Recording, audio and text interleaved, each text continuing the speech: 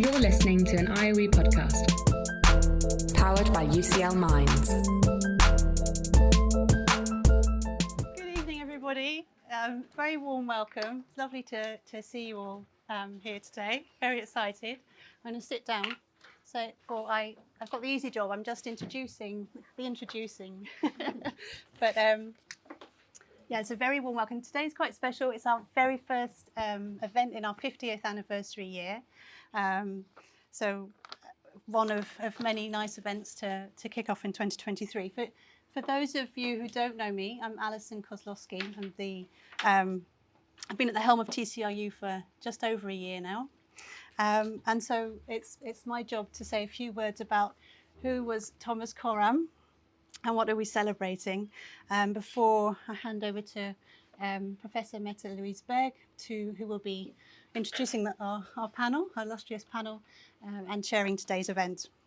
So I wanted to say just a few words about how we got from Thomas Coram in the 1700s to now, and the heritage that he's left us. So for those of you who don't know, Thomas Coram set up the Foundling Hospital in 1739. So following time as a shipbuilder in New England, Thomas Coram came back to Old England and was in despair at the poverty and in particular the plight of abandoned children that he found in London. So a philanthropic endeavour involving some names you might know, such as Handel and Hogarth.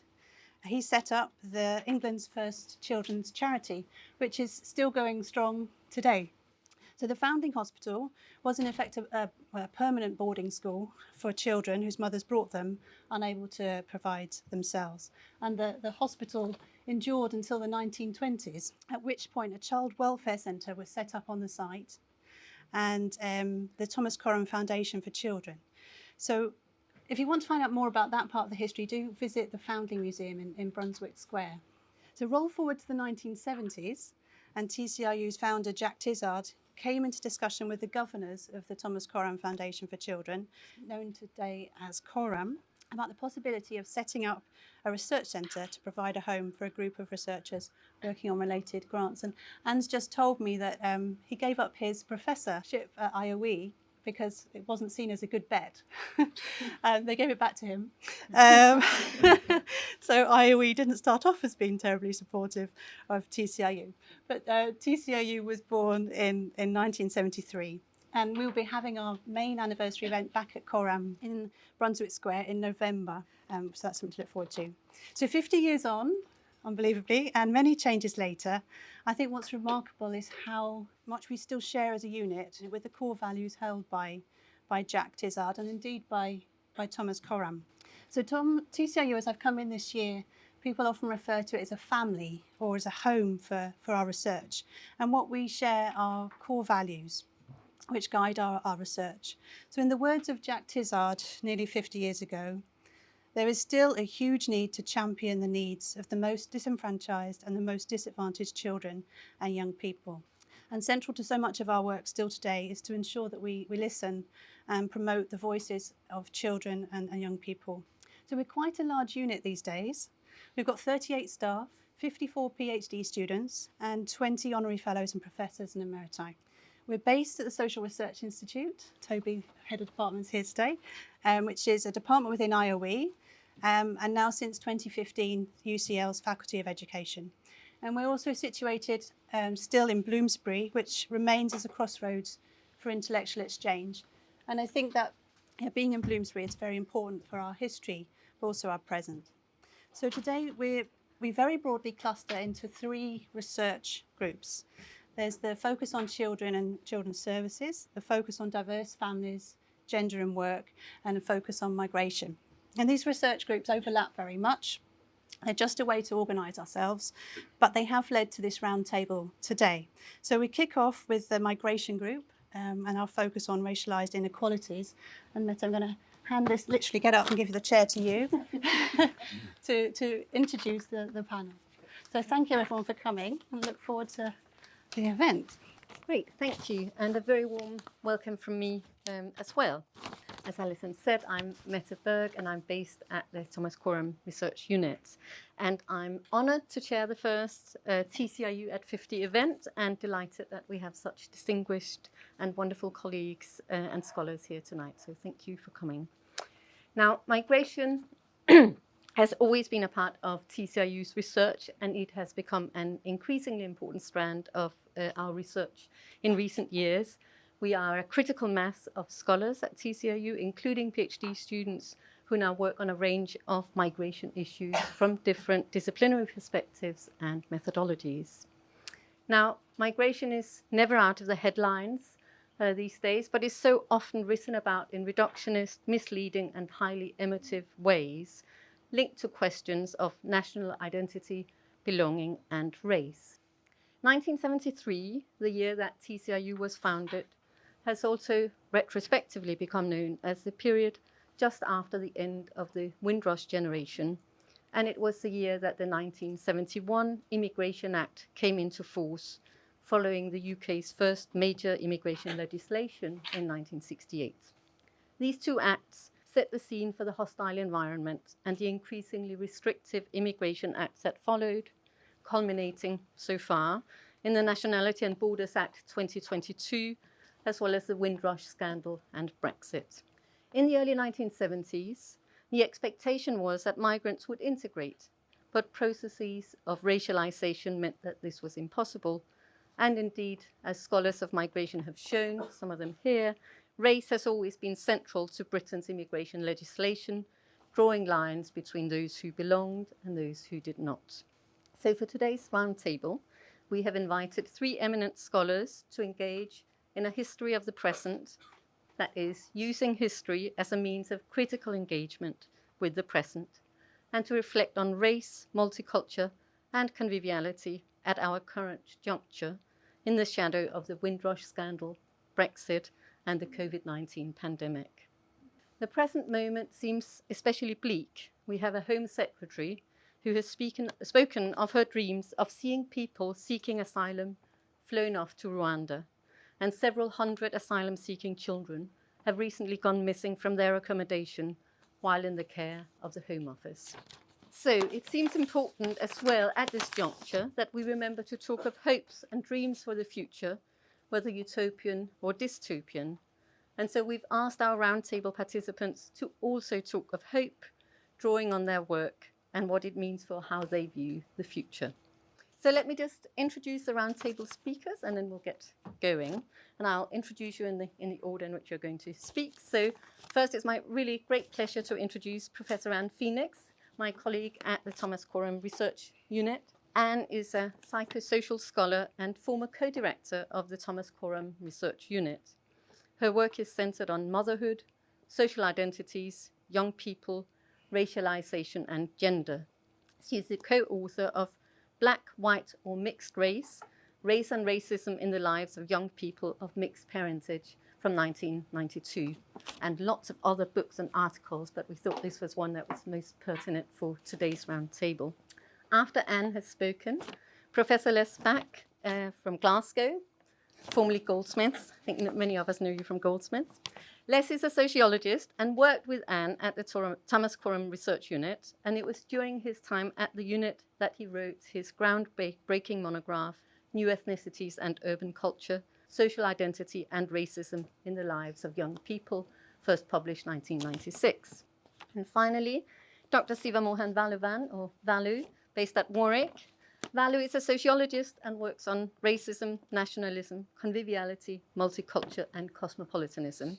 He is the author of The Clamour of Nationalism, Race and Nation in 21st Century Britain, published in 2019. So welcome and thank you. And so without further ado, I'll hand over to Anne for her presentation. Thank you. Thank you. Okay, it's a real pleasure to be here. And I am particularly delighted because I started at the Thomas Coram Research Unit in 1983, which is a long time ago. It didn't take long for it to feel like it was my home.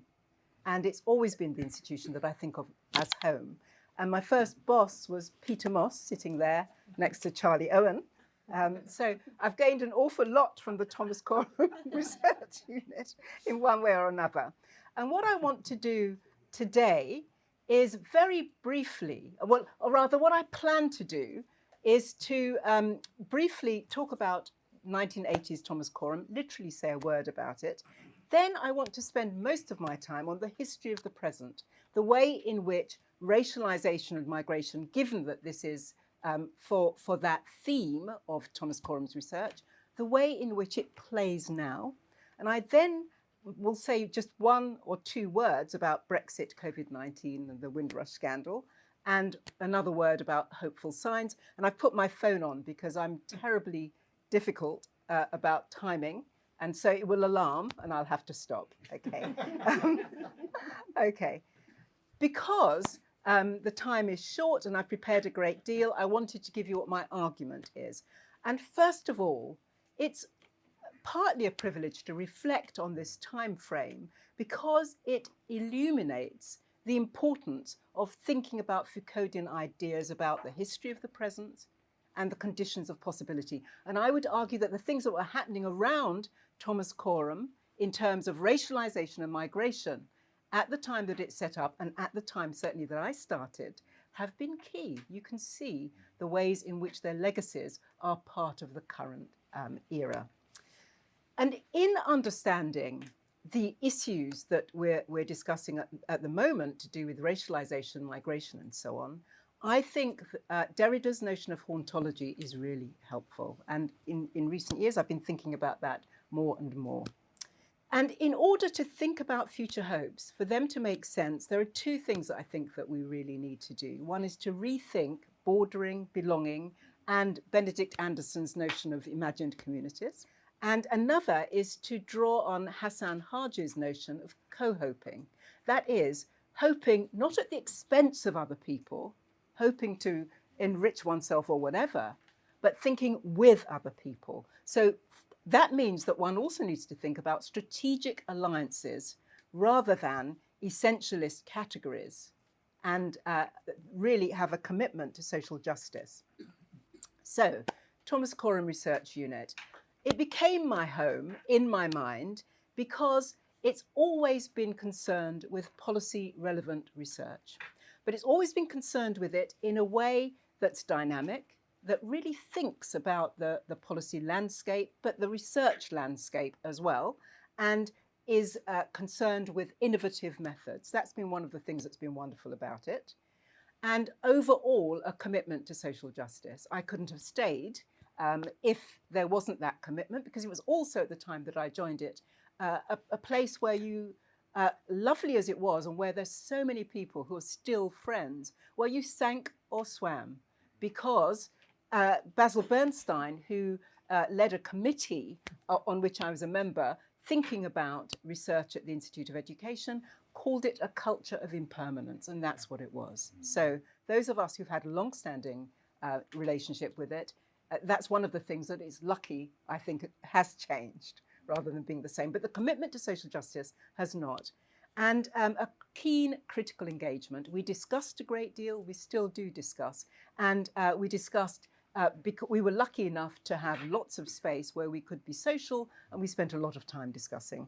And it was supportive. We got to know each other, I think, very nicely. And there are 5 of us who were at Thomas Coram in the 80s in the audience.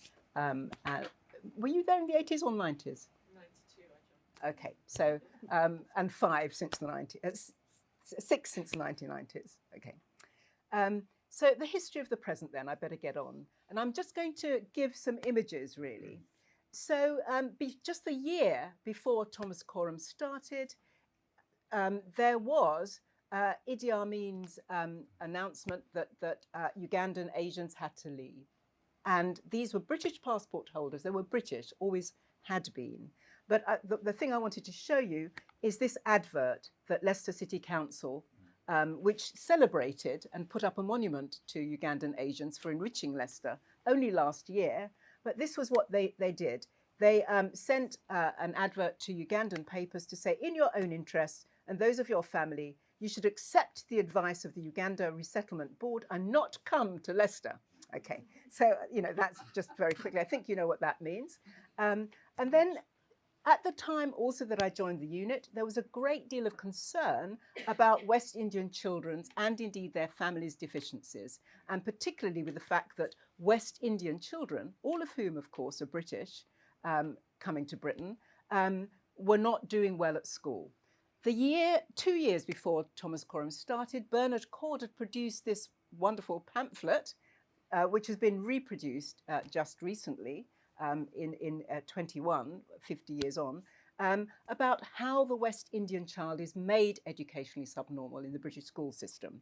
And that and lots of campaigning by black parents, by lots of other people as well, led the government to have an inquiry, which started off as a Rampton report. They sacked Rampton part of the way through, and then it became Education for All. I can't say anything more about that. Another thing that was really absolutely key is Margaret Thatcher. Before she came to power in 1978, she made, in an interview, she made some comments that have been so much analysed and basically come to be called the swamp speech. Because what she said was that she was really rather afraid that this country might be rather swamped by people with a different culture. And she was talking about people from the new Commonwealth in Pakistan in particular. And if you want good race relations, you've got to allay people's fears on numbers. So the idea was, how do we stop immigration? Okay, that was 78, before she came to power in 79. And the way that she dealt with what was called the Vietnamese boat people crisis in 78 to 79 very much fit with that. She wanted none of them really to come. As you see in the second paragraph here, a confidential memo, she ordered civil servants to explore the elements of a political and legal basis for refusing to accept Vietnamese refugees, including plans for the possible withdrawal from the UK's existing international obligations. Okay, so, this was in 79. Alongside that, there was dispersal of Vietnamese migrants to Britain. This was at the end of the Vietnam War. Britain was drawn in because, of course, it had colonies in that area. And Margaret Thatcher, in the end, said, well, the fact that some are going to Hong Kong meant that we're really taking our responsibilities seriously. But people were dispersed. So 3 or 4 families in an area was thought to be enough, which had ramifications for language learning, etc. But it's very much like what was happening at the time in Britain, which was that Asian and West Indian children were being bussed away from Ealing in order that there weren't too many in schools there. So the point being that what this does is set a rationale and agenda for contemporary immigration legislation and for the treatment of Black and Asian Britons and anybody else who comes along in the meantime. Although with slight differences with Ukraine, we could come on to that in discussion. So the point is about limiting, reducing numbers of migrants. It sediments notions into common sense of justifiable fears of migration and migrants. It links good race relations with low numbers. The more you have, the worse it is. And there is an implicit sanctioning of inequalities and a reproduction of racialized hierarchies, as well as an advocating of an end to immigration. So what's happening is the doing of racialized bordering of the British character and migrants from the new Commonwealth and Pakistan that Thatcher very much put into words. Not surprisingly, in 1981, when the police in Brixton clamped down on Black young people by using what was called the SUS laws, stop and search, they called it Operation Swamp, 1981, following Thatcher. And it led to riots in Brixton that spread as well, because it was just so unfair what was happening, and people had really had enough. Those uprisings, and here's Paul Gilroy in a book that I've put there that was key that we discussed. So, for example, Berry Mayle, who we know as a sociologist of childhood, she's now died, unfortunately. she cornered me in the kitchen at Thomas Coram to speak for half an hour about this book and what I'd read about, from it and so on. The Empire Strikes Back. It was really important from the Centre for Contemporary Cultural Studies. Paul Gilroy, who's now at UCL, wrote various things in it, including this chapter, Police and Thieves. Yeah, and what it does is show how policing, attitudes towards migration, and racialization and racisms are interlinked. That wasn't the only context, though. There were also Black feminist movements going on. And really, although it wasn't called it at the time, intersectional perspectives were already at play. So, terminology was therefore very much debated. And on the left, I've got the terminology. Meta mentioned already integration. Well, in the 60s and 70s, there was also the notion that there would be assimilation. When it didn't work out, people talked about integration. Integration being the migrants making themselves like the British rather than genuine integration. That was contested and gave way to debates about multiculturalism, which was, for people who were into anti-racism, very derided. And it was really interesting that not that long after, people who'd been attacking multiculturalism for its the three S's of multiculturalism: saris, samosas, and steel bands. That trivializing, essentializing. People then began defending multiculturalism because integration came back and talk about social cohesion became problematic.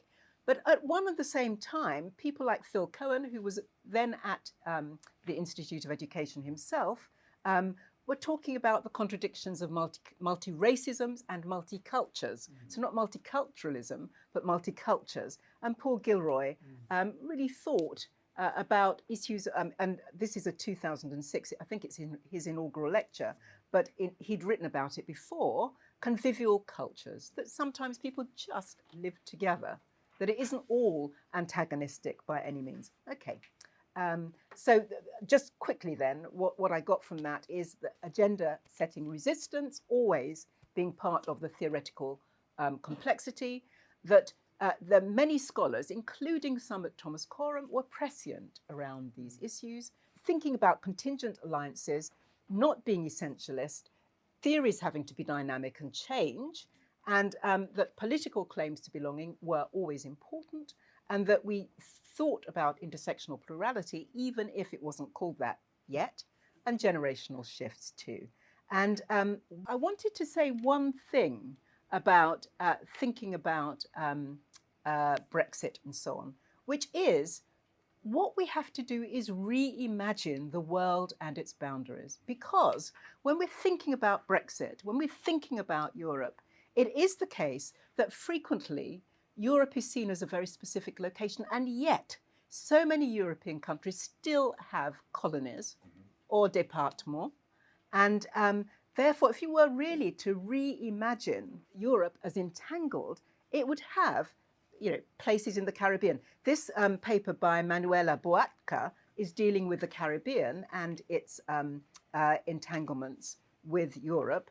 But as she points out, the label of Europe always includes both Western Europe and its white populations. But Eastern Europe needs to be named in full in order to be included in the overarching term.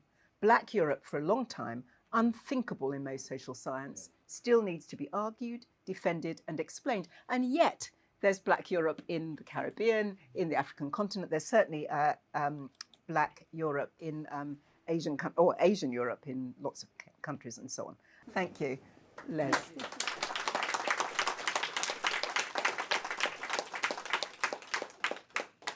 Thank you so much, Anne. Les, over to you. Thank you. Well, first thing I want to say, it's so wonderful to follow Anne in this celebration of 50 years of Thomas Coram. I've scripted my contribution wanting to stay to time. You didn't need to say that. No, but I am going to try. Not that you can talk forever as far as I'm concerned, Anne. And to be interested, to find things interesting. Come on, that's what it's about, isn't it? So before joining TCRU in 1988, yes, that in the last century, I was languishing really as an unfunded PhD student, studying part-time and a youth and community worker, hustling to try and make a living and to do research. I was trying to find ways to make sense of what it meant to be young in that moment within urban multicultural context in southeast London, where I was working as a youth worker. And here, social divisions and racism coexisted in the same streets with kaleidoscopic forms of urban culture that couldn't be reduced to unitary or singular identity labels. And it was through Roger Hewitt, actually, who had become a sort of informal mentor, he took pity on me, I think, that I found out about a project being conducted by Barbara Tizard and Anne Phoenix on the experience of mixedness that was in many ways stimulated, or at least trying to respond to, the thinking around transracial adoption. That would result in 2002 in Anne and Barbara's historic study, Black, White or Mixed Race, ? Race and Racism in the Lives of Young People of Mixed Heritage. And the clue to the critical style of this research is in the title. Here, identity and subjectivity is treated less as a fixed fact, but an open and undecided question. And I was employed, it's hard to, I use that word and it makes me smile thinking about it, to try and contribute to the development of this project through providing ethnographic portraits and field notes of how the experience of identity and racism and exclusions were being lived in the everyday lives of young people. I'd been doing fieldwork by this point for about 4 years, most of the time feeling lost in this kind of extraordinary world of division and transcendence. For most of that time, I wasn't really sure whether I was going to write about that experience in these communities or work within them. So getting this opportunity was a real turning point for me. I would never have finished that project and the book that came out of it that Meta kindly mentioned at the beginning without that year at TCRU. So the first thing I want to say is a massive thank you and a chance to recognise that for everyone who's worked at TCRU, but specifically Anne, Barbara and Roger. I simply wouldn't have had a career without that period of reflection. I learned so much in it and during it. And I remember the very first day that I walked through the old building over in Coram Fields, because you go into the building and there were all these soft chairs as you kind of walked, and people would sit around and have coffee and things like that. Anyway, and I remember the very first coffee morning, and given that I wasn't really quite sure whether or not I would have finished this PhD that I started or whether I would really have any future as a researcher. And I remember Anne introducing me during the coffee. People come out of their rooms, I imagine in my mind there was some kind of sign or a bell or something. People would come out of their room. Yeah, they would come out and sit and drink coffee together. And so, and sometimes would stand. And so Anne at one point turns and says, being, a good colleague in every way, this is Les. He's an urban ethnographer. And I thought, that sounds kind of cool, actually. And I've been trying to live up to that vocation ever since. And I want to make just a few observations in my time about TCRU, not only in terms of the ideas, and the ideas really matter and the research really matters, but also as a place for the crafting of knowledge. Anne and I shared an office and we sat back to back. Anne at the time, or the autumn of '88, I think, was finishing her book on young mothers. Meanwhile, I was sitting literally a metre away, poring over years of field notes, transcribing interviews, and trying to make sense of that paradoxical, complex reality of London's multiculture. I also, I not only learned to appreciate the archers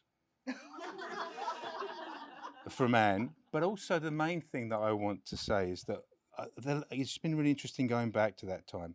I think I learned the virtue of painstaking attention, and to see the process of doing research not simply as collecting data or capturing it somehow on our recording devices, but attending to the complex human texture of doing research, of listening, listening, listening, and listening again. For I think it's in that crafted attentiveness that some of the value of what we do together in our different ways is to be found. It takes time. There are no shortcuts. And I think that's what we were doing every day. And the fact that Anne was just over my shoulder behind me helped me stay to that task in the calm of the environment of TCRU. The silence was not only broken by the sound of the archers.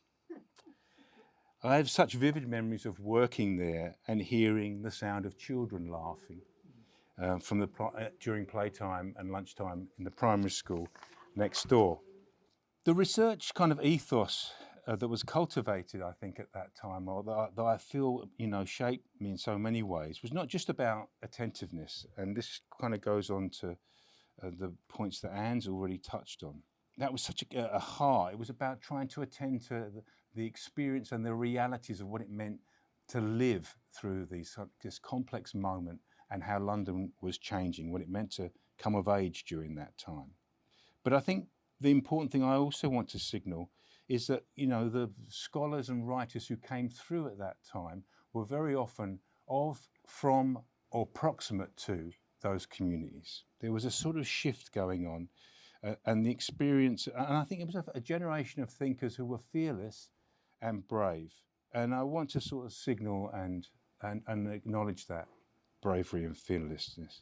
Thinkers like Anne, but also Paminda Batu sitting over there, who also worked at TCRU at that time, who wrote a brilliant ethnography of South Asian experience called Twice Migrants that was published in the mid-80s, actually, and then 2 subsequent books, Dangerous Designs in 2004, and more recently, Movers and Makers, Resilience, Uncertainty, and Migrant Creativity in Worlds of Flux, were intellectuals who were trying to make sense of complex realities, introducing new theoretical languages and grammars that were appropriate to the serious attention to the complexity of those experiences.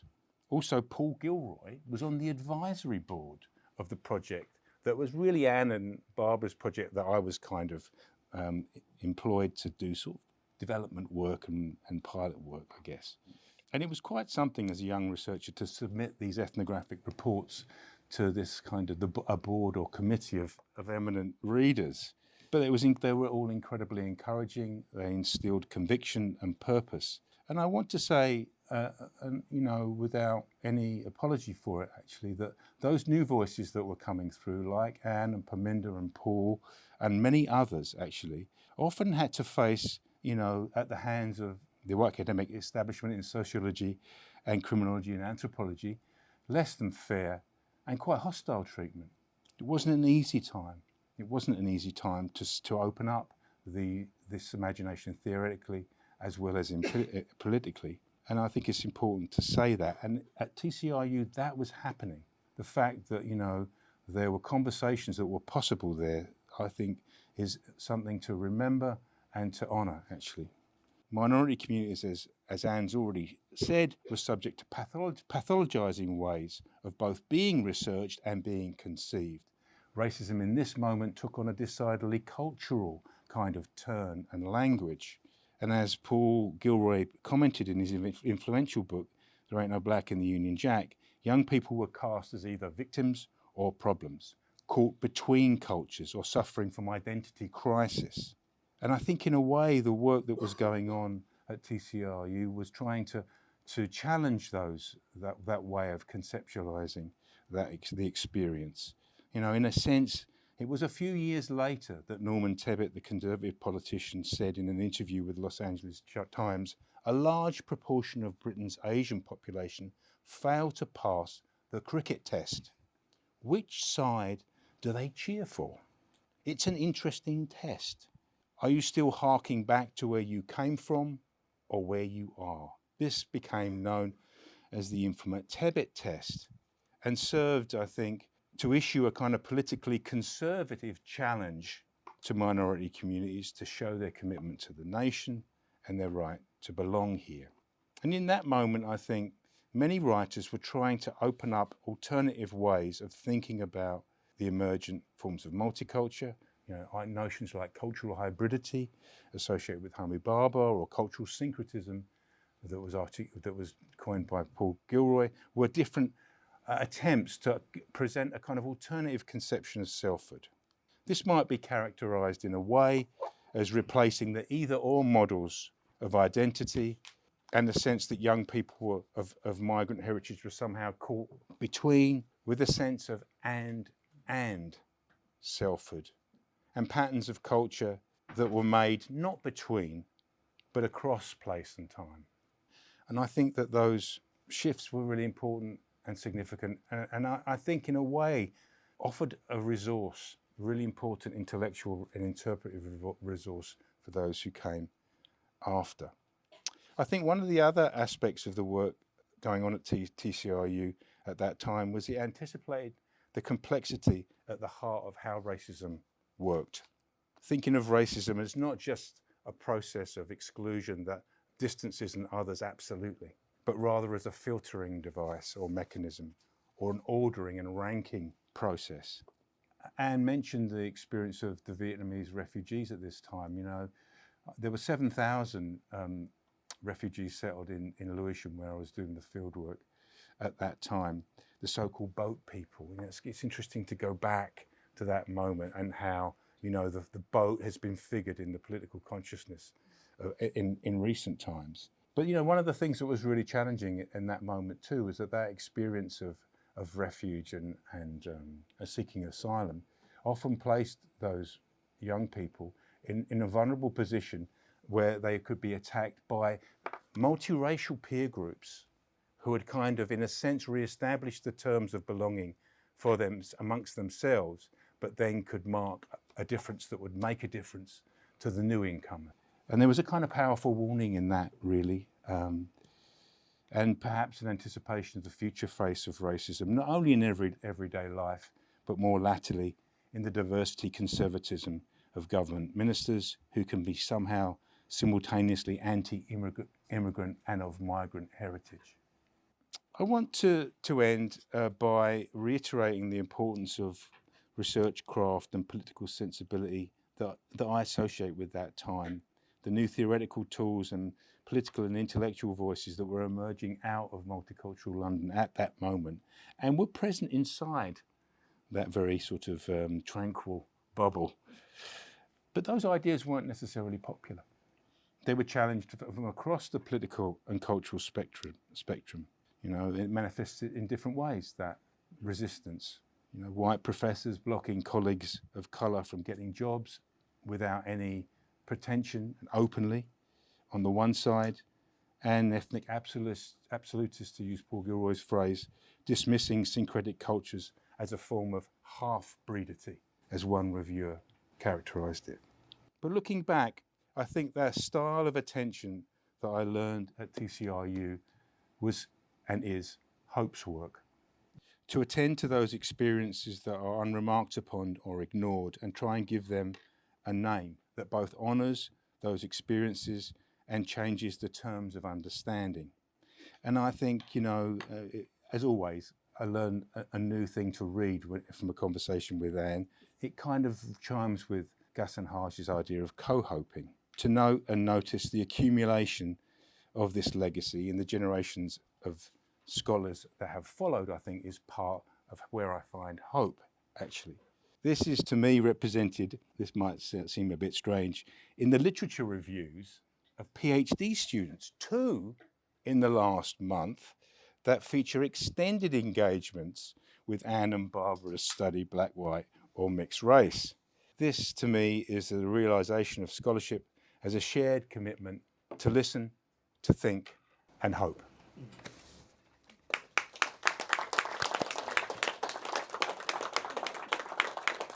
Thank you so much, Les. And now, Vallu. Thank you all. Thanks. I do feel very much an interloper to be here. But whatever, what not. So obviously I'm not from TCRU. I don't really even know how to pronounce this place. Thomas Coram, yeah. But I'll just take this opportunity. If we are taking stock over the last X decades, before I get going on anything more substantive, I just want to pay homage to both of you, people like you. I've only met you recently, Anne, but Les I've known for some time. But as you alluded to, in people like them who in much, much more inhospitable, hostile, and seemingly adverse circumstances forged a place for race in the social sciences. You know, I have such a jolly time in academia. I do. That's it feels sometimes quite odd.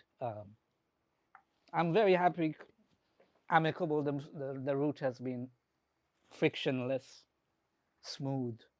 But generationally, I think we owe you a debt, both of you. Actually, on behalf of my whole generation, it's just not me. But we are very thankful to both of you. So, to be honest, I'm going to speak about nationalism. This is what I write about now. Increasingly, my work has centered a lot around nationalism, particularly the reconsolidation of a quite sweeping and alluded to a kind of electorally triumphant reconsolidation of a British, but more properly put, English nationalism. And this being English nationalism, amongst other indicators of cruelty, of which there are many, is now is embarking upon such intense forms of anti-migrant bordering that it does threaten to kind of conclusively renege on the very residual possibility of asylum to this country. And I say that as someone whose father was an asylum seeker, granted asylum, and via him myself. So there is a personal stake in these developments as well. Admittedly, the charge sheet of English nationalism's colonial and racial ills would constitute such a lengthy tome that 12 minutes really wouldn't do it justice, and it will take up all our time. So what I think I will do is actually maybe something you hinted at towards the very end, to be a little more like, to flag some complications that have arisen for some of us who are thinking through anti-racist research, how the shape of this new nationalism also unfortunately stands to reinvent itself in particular ways that I do think pose certain challenges to some of the conventions of anti-racist research characteristic of a previous era. So firstly, it seems what has changed quite noticeably, naturally, is the ability of this nation to a significant extent, not in total, of course, but to some significant extent, to expand its remit, to reconfigure a more accommodating, multiracial sense of its national citizenry or selfhood, yet simultaneously an equally cruel and reactionary iteration of that remaking. And I think you did allude to this towards the end. If we're really taking stock of the, say, last 30 years, it does become particularly salutary to note the less than pale complexion of our governing front benches over the last couple administrations. And the active plays, genuinely the active plays of black and brown demagogues as such inventive spearheads or innovators of a post-Brexit UKIPified, a new right Tory party. And I hasten to add that I don't think the presence of such kind of non-white cabinet headliners can any longer be credibly dismissed under the simple notion of tokenism. If it is in fact tokenism, they're doing an awful lot of it. It's a windfall of tokens, honestly. So, you know, some master puppeteer of the Tory party has misplaced, waylaid the dictionary definition of what a token is, quite frankly. So some things are amiss at the very least. But rather, and it seems more straightforward to actually think of these things, the cabinet, the prime minister, indeed some recent electoral, but also the Brexit referendum, some voting patterns within it.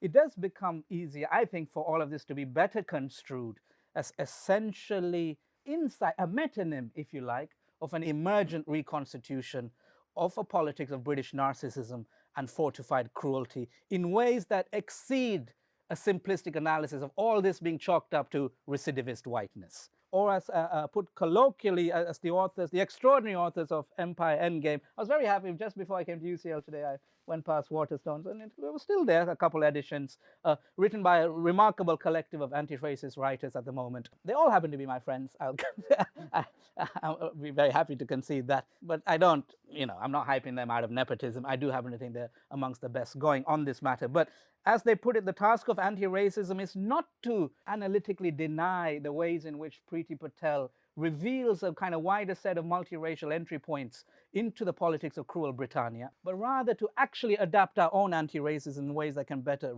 anticipate, foresee, and reckon with our very, very likelihood.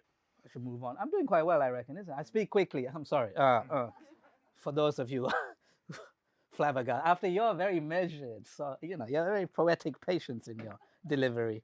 I certainly don't. But anyhow, moving on. Notwithstanding the what can we call this? The kind of diversification of nationalist conservatism, if you like. I do think actually we might also want to pay some attention to the shifting poetics of reactionary whiteness itself. Namely, we might want to observe how a whiteness as anchored to English belonging seems to me anyway, is increasingly less formally about privilege and superiority and such like, and much more about a resentful, revanchist melancholia.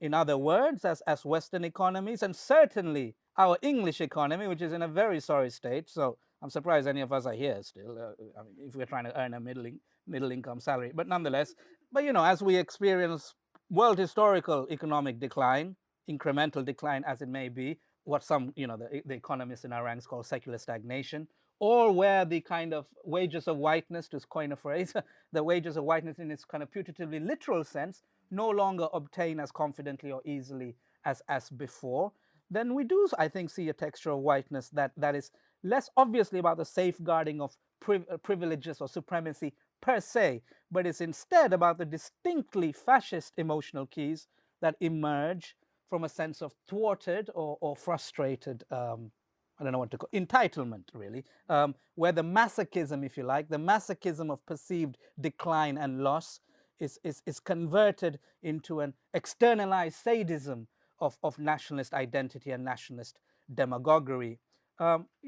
Basically, in my opinion, it seems like we currently inhabit an uncanny dystopia, okay, where one has in part escaped one whiteness, only to thereupon encounter another one, scored by a new set of kind of psychosocial repertoires of loss, repertoires of decline, repertoires of resentment, repertoires of mournful, morbid, mordant, festering melancholia. Put differently, seems to me, I mean, this is what I write about, I suppose, but it's a politics of white English pain, often symbolically indexed to a kind of a symbolism of small town, provincial geographies, which doesn't really want anything except it as for a monopoly on the public staging, a monopoly on the public visibilization of authentic, deserving victimhood. That it doesn't intend for anything to get better, it just wants that dignified monopoly. So obviously, I mean, if lest I be misunderstood, this whiteness is herein just as dangerous, just as paranoid, if not more so, than the ones that preceded it or came before. But also, lest all this sound like a kind of fashionable pessimism, unfortunately, a pessimism that looms too large in too much of my own generation's kind of anti-racist writing. I do want to expand on what remains of my time. A few minutes still, no? Yeah. Mate, I'm doing well, it's okay. I am doing quite well. I surprised myself. Yeah. I do 3-hour lectures. I just did one last Monday. But even then I struggle to stop, so it's like, whatever, we'll stop. I just want to expand on the remaining time, on also the new possibilities that also arise within this very self-same context of perceived decline and perceived dissipation of former privileges. And in other words, I do believe that those of us who care, the anti-racist research must stay acutely alert to the ways in which such reconfigured conjunctural circumstances also yield distinctive scopes for particular forms of meaningful, enduring, multiracial, pro-migrant, working class solidarity. So I'm just going to finish with some notes on some of the shared terrain, to be honest, but on the shape of our everyday urban kind of convivial multiculture as it exists in our large towns, of course, London being the most iconic of that, I suppose, but also, of course, in many a corner of our provincial towns, many a corner of our suburbs, and many a corner, indeed, of our more popular digital screens. So I'll be the first to concede, however, that unfortunately a lot of research in this field does all too easily succumb to various just quite descriptive platitudes about a very quite generic observations about diversity, and that more akin to a kind of corporate liberal representational politics at best, really. But on the contrary, and these names have already been invoked, but certainly in the tradition of, say, someone like Paul Gilroy, or who remains foundational, or as picked up by someone of much younger vintage, like Luke de Noronha in his another friend. It is very nepotistic, isn't it? But you know, his own very recent piece, very poignant, very moving piece on the convivialities that are forged amidst the crucible of brutality and dehumanization that is otherwise known as the detention center. But for them, you know, conviviality, whatever else it may be, at its most fundamental sense, is still about working class mutuality as it comes through with and across difference amidst wider pains and distresses. And how these various forms of cultural and social entanglement, how through those forms what slowly unfolds is some significant loosening of that very need, that very practiced impulse to otherwise police space, culture, and politics along defensive indices of group identity, not least defensive indices of you know, white English normativity, white English centrality, and or white English entitlement. So the sort of research, you know, let me put it like this: what remains for me, anyways, particularly powerful for the work on multiculture that is more avowedly class conscious, if not a card-carrying Marxist, because that doesn't always give for good analysis, but you know, class conscious in any case. What they do make the observation that these are never just solidarities and anti-racism that just come out of suddenly people being better able to kind of name their privileges, guilts, so on and so forth, or like taking on a different kind of etiquette of virtue, which unfortunately is how I do feel sometimes in my more exasperated moments, otherwise extraordinarily rejuvenated, refreshingly rejuvenated anti-racism, well beyond anything I could have imagined when I was younger, where I grew up. But nonetheless, it does feel sometimes very circumscribed by external scripts which are not of our own doing. And so the research that I have in mind is precisely that eye for kind of convivial mutuality as it comes out of everyday cultural undertakings, as it comes out of, without an obvious, which isn't particularly trained or practiced or rehearsed, which isn't sourced in a neat sense of script, and acts as a result is necessarily clumsy and messy.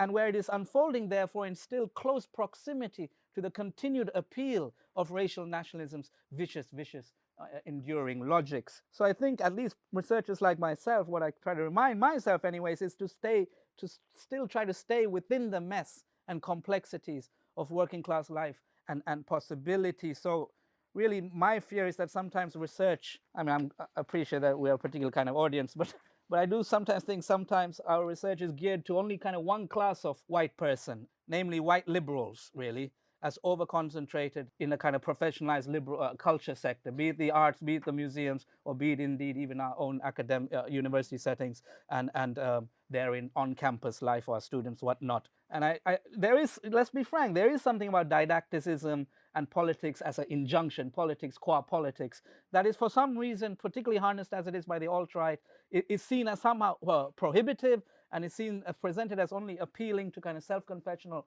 progressives, a confessional style that, however we look at it, does seem to be very molded in an extraordinarily classed register, which is very forbidding for assorted reasons, a kind of forbidding lifestyle liberalism, if you like, even though many of these people would often say they're not liberals and they're radicals, but that tells you a lot about the culture industry and its penchant for radical chic in various ways, be it on Netflix and otherwise.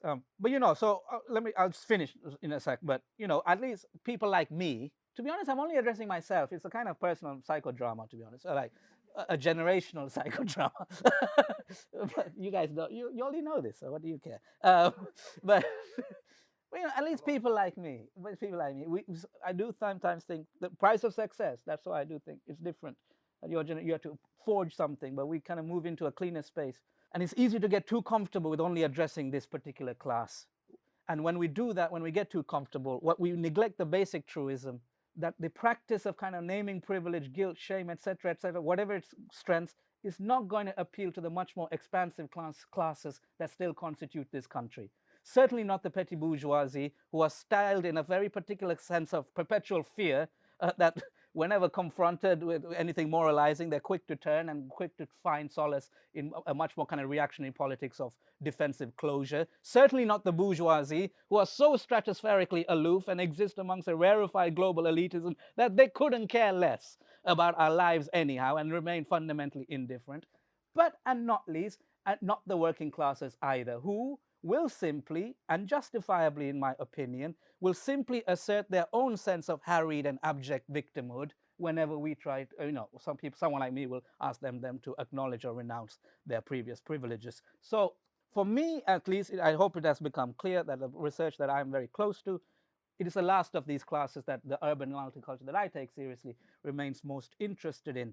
And as such, and I'll just end here really, but it is my hope anyways that contemporary research of this variety can continue to kind of name and amplify these alternative traditions, these alternative horizons of lived working class anti-racisms, horizons which are about common entanglement and the political collectives that can take improvised shape. And they emerge not from defensiveness, but they emerge from something quite affirmative, affirmative, mutually enchanting unlearning of the very racial and nationalist logics which otherwise, both here and in both England and elsewhere, which otherwise monopolize the ways in which we are invited to think about political belonging and shared purpose, or something as sentimental as that.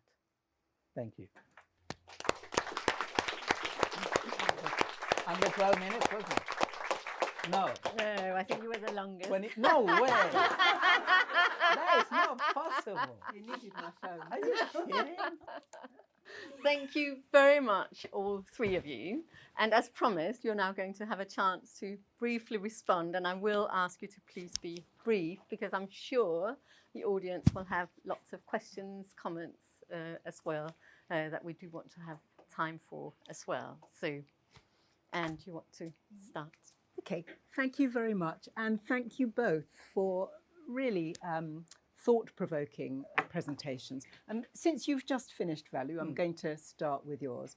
And one of the things that I will say immediately is that what I so frequently feel is missing in accounts is feminism. Feminisms in the plurality. And the reason that I say that is that one of the reasons I put Black feminist work from the 70s, 80s, and so on, is even though it didn't name intersectionality, it was looking at difference. It never thought that whiteness was all the same. It never thought that women was all the same. And that is exactly the analysis that we have to have if we are to understand how it is that we have cabinets that have, are much more diverse than ever before, and not make the mistake that, some politicians, Asian and Black, have made of saying, well, it's because they're not really Black, or it's because they're not really Asian, because that's just not true. People are never one category. They're never in one context. They're always, in shifting contexts. It's another reason that it's really crucial to think about the shifting of alliances. Why would you ally with a particular person from particular groups at certain times? And whiteness has always been differentiated, fragmented by class, gender, all those things that we talk about. So that's what I think. So I think that all the things you're saying are right, but actually we do need analyses, whether one calls them feminist, whether one calls them intersectional or whatever, but that do that complexity much more, and therefore recognizes difference in order to think about what is really hopeful. So, for example, one of the PowerPoints that I had was around hope, was of the Trevelyan's, because just last weekend it says a great deal that they did not know that their wealth came from enslavement, and once they discovered it, they've had lots of discussions in the family, and many of them agree that they have to apologize, they have to give some token money, not as much as they equivalent as they got, but at least something, and that they have to go and see the plantations, that's very different from those who say it's in the past, you see? Yeah. So that I think that we also need the complexity of thinking difference. What does it really mean? What does whiteness mean? So the study that Les mentioned, for example, was actually, although we only published a book on the mixed parentage young people, also Black and white young people. And, the change there from whiteness as unmarked to, as you say, many more white working class people feeling that they're the victims, in the States, the replacement thesis and so on, really, really matters. So I think that that's really crucially important. And I sort of really agree with you with thinking about the conviviality of the everyday, because I think that one of the things about being interested in the psychosocial is that one needs to think about how are things reproduced in the everyday. That's why partly I'm also interested in hauntology and the way in which in the everyday things that you would not expect are actually haunting behaviours and so on. And then Les, well, thank you so much for both what you have to say about Thomas Coram. I do agree that it was a place that for many of us, not everybody, because that culture of impermanence meant that some people were spat out when they didn't want to go, actually, but that for many of us, it was so productive in allowing us, and actually, you'd find it hard to believe, but many of us were young at the time. You know, that made a big difference because it also meant that we spent time together, we had energy, we did all sorts of things that meant that we could spend hours talking and so on and so forth. And to some extent hanging out as well. It's sort of, but now some of us are not so young, some of us still are. I mean, there are those in the audience who really are still. Okay, and I think you also talk about complexity at the heart of how racism works, and you know, how it acts as filtering devices and so on, and how we have to think about, you know, that legacy of the past. And I think that attention to that careful attention you're talking about to detail is really important. But I think another point that you made is not only about attention to theoretical tools and that sort of thing, but your story that you said just now talks to us about why capacity building is not just an empty notion, that there are people who could do fantastic work if they're nurtured. And that's one of the things about racisms and the academy, for example, that means that you get lots of people who do not get that opportunity to be part of, you know, so to become professors, to do things and so on. And that also means that some of us who do are not necessarily about social justice, just as you're saying. If we're thinking intersectionally, you can't assume that everybody just essentialist colour of skin is going to think in the same way. So I think that, you know, that's also really important. Have I talked for 3 minutes? Probably. A bit more. Oh my God. I'll stop. Yeah, well, so much to say really, and I'm interested what other people have got to say too.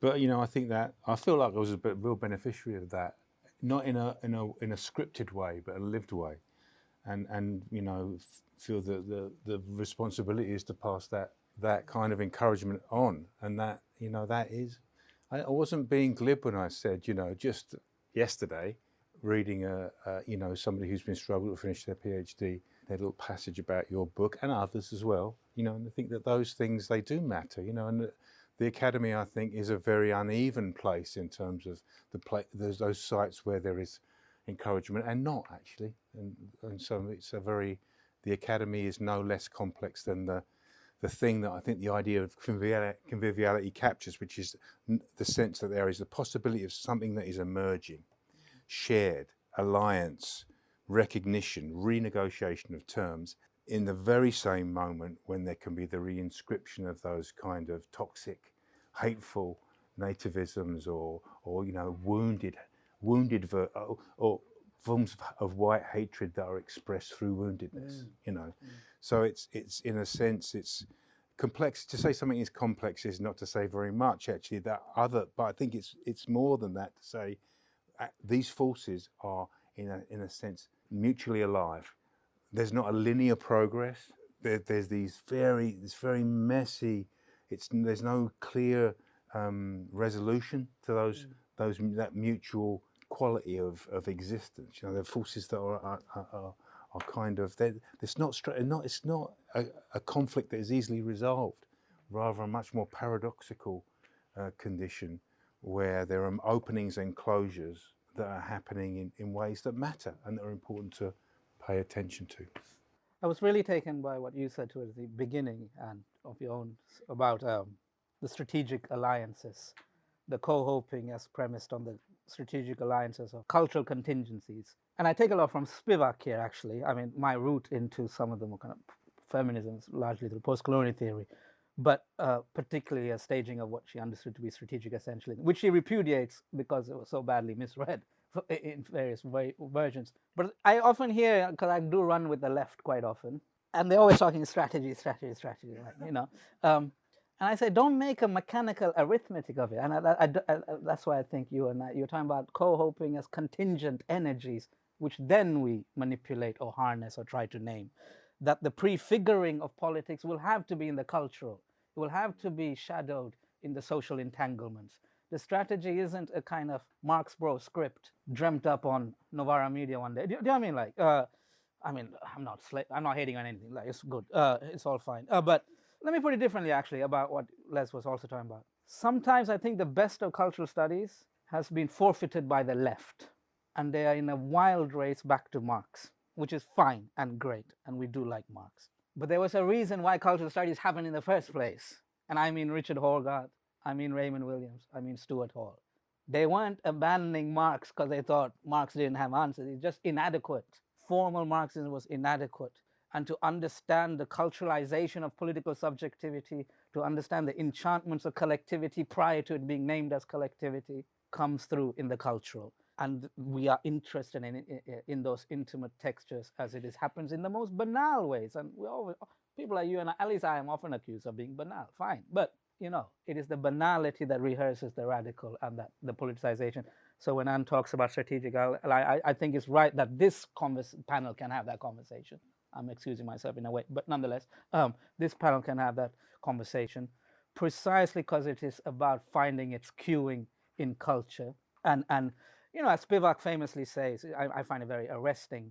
Of course, we should know our own, we don't have to know it, but of course we feel our particularities. Of course, to know the particularity of your suffering, of the way you've been constituted, the way you've been received and humiliated, and sufficient indignities as obtained from a particularity, not a generic suffering, a particularity. But we don't have the luxury of particularity when we mobilize for collectives. So it is that interesting synthesis of how you move. The luxury today when the planet is burning and the West is dying, and the luxury of taking stock of hierarchies of who has it worse, but also knowing that we have to name some of these particularities. And I'm always interested in that tension. But again, going back to Spivak, and I think the best of Black British feminism too, it's one thing to know particularity, but if the end goal is minoritarian building, we're going nowhere. Do you know what I mean? Post-colonial theory is very good at that, actually, because they weren't messing with minority. They were about to be majorities claiming the state and all the peril and jeopardy of that. But sometimes in my circles, in my own classrooms, indeed in my own conversation with myself sometimes, it seems like my politics ends up with a kind of minoritarian purity, which might be great. Who knows? Maybe it's analytically coherent and correct, but God knows it's numerically flawed. You know what I mean? Numerically, it's dead. So it's that I take from people like Spivak as well. And you acute that. Great, thank you. I don't know about you, but I feel my head is exploding with ideas and thoughts and so on. Thanks so much for downloading and listening to this IOE podcast.